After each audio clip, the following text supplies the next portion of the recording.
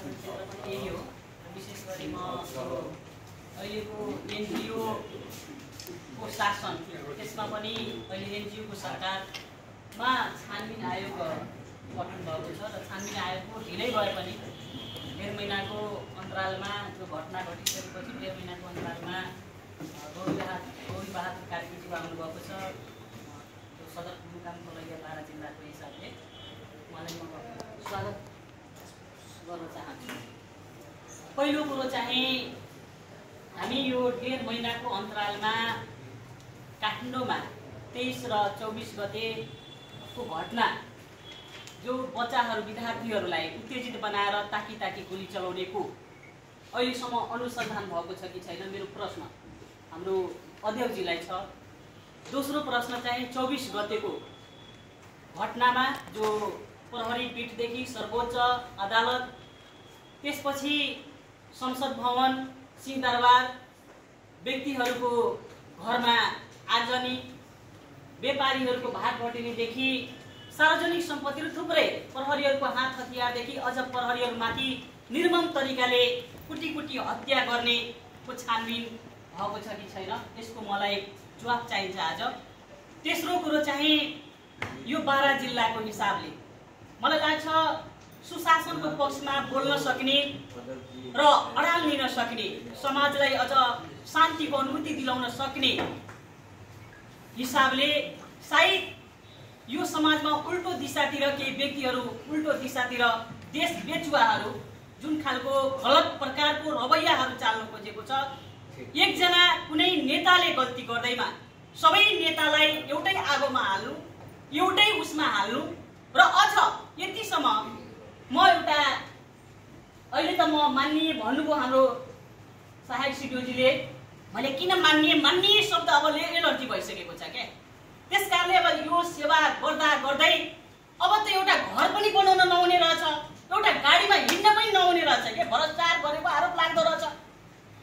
दिनभरि खाइ नखाइ हिँड्दाखेरि त्यो नदेखिने जीवनभरिको सङ्घर्ष पनि नदेखिने त्याग पनि नदेखिने हैन जेल जीवन पनि नदेखिने यो सबै भुलेर आज एकछिन फलाना यस्तो ठाउँमा पुग्यो चिलाना यस्तो ठाउँमा पुग्यो यो चाहिँ पुष्प संस्कार कसले बसाल्यो।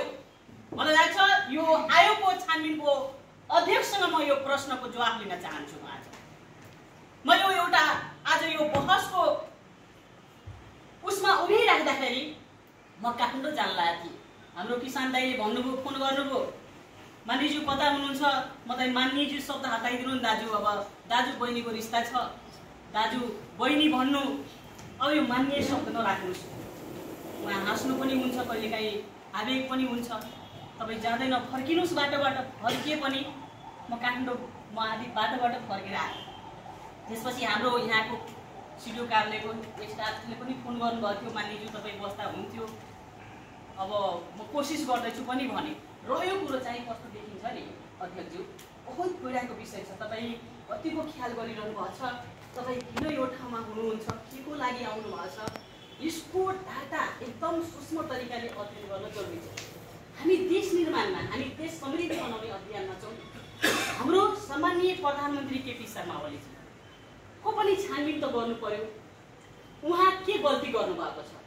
आज उहाँको पासपोर्ट रोक्नेसम्म के फरमानले पासपोर्ट रोक्नुभयो के देश विदेश सीमामा तोकिदिनुभयो काठमाडौँबाट बाहिर नजाने यो कस्तो खालको रवैया के म त बहुत म यति यो यस्तो घटना चाहिँ यो नेपालमा पहिलोचोटि हुँदैछ।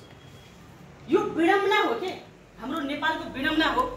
हामी चाहिँ कुनै न कुनै देशको परिचालितमा छौँ कि हाम्रो देश जुन खालको निरन्तर रूपमा विकास निर्माणको गतिमा हैन सुशासनको गतिमा त चलि नै रहेको थियो भले 100% पुरा नहोला रोजगारीको सिर्जना गर्ने प्रक्रियामा थियो तर सबै चीज एकैचोटि नासेर नेटको बहानामा अनि 2 दिनमा नेट बन्द भयो भनौं त्यो नेट चाहिँ बन्द गरेको होइन नि अध्यक्षजी त्यो नेट त दर्ता प्रक्रियामा आऊ दर्ता प्रक्रियाबाट चल अनि देशको समृद्धि हुन्छ भनेर हाम्रो नेपाली कांग्रेस र एमाले पार्टीको सरकार बन्दैमा कति आत्तिएको के केही नेताहरू आत्तिएर योजना बनाइहाल्यो देशलाई तहस नहस बनाइहाल्ने सरकारबाट ढालिहाल्ने अनि म जान पाए सरकारमा त म कुर्सीमा बसिहाल्छु।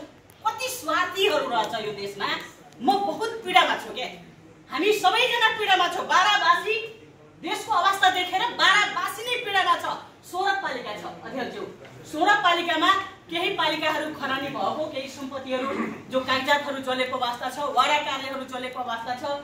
र अझ म त के ढुक भए नि अध्यक्षज्यू। म यो घटना पहिलोचोटि भोगिरहेको छु। हुन त मेरो माइतमा पनि बुवा मम्मी राजनीति गर्दाखेरि 2 चोटि घटना घर आग लागि भएको हो। त्यो पीडा त बुवाले झल्काउनु हुन्थ्यो।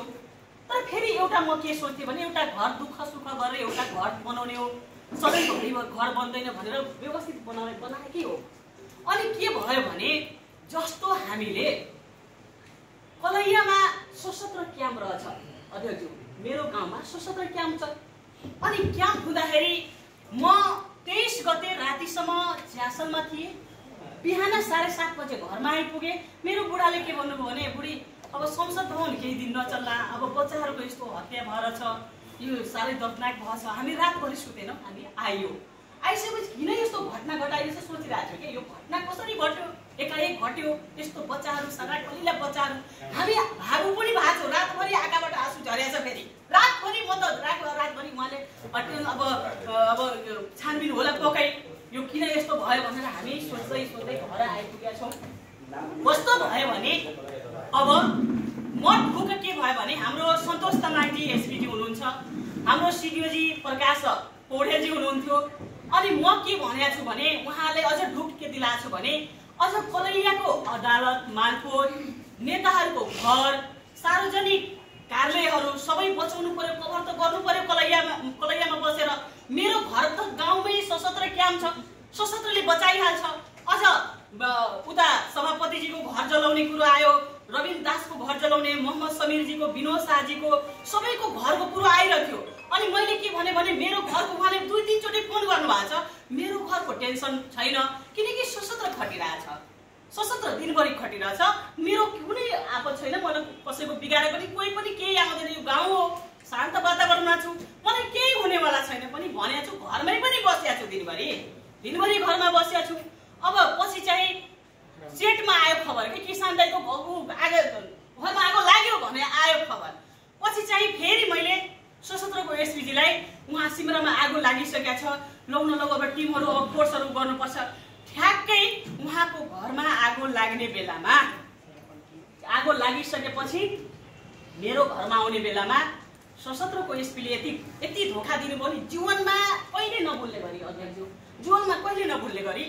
उहाँले कि दिउँसोभरि पठाउनु हुँदैन थियो, म कार्यकर्ताले पनि बचाउन सक्थ्यो होला।